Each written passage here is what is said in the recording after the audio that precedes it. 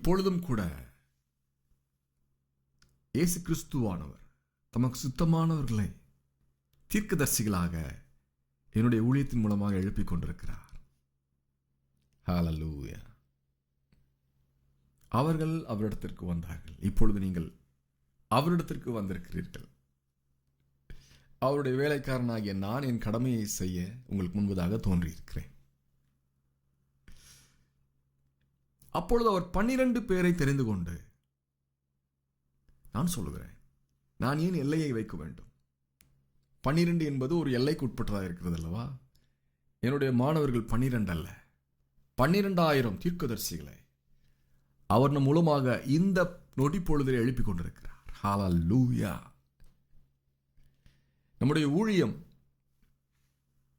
லட்சக்கணக்கான ஆத்துமாக்களுக்காக ஏற்படுத்தப்பட்டது கிடையாது.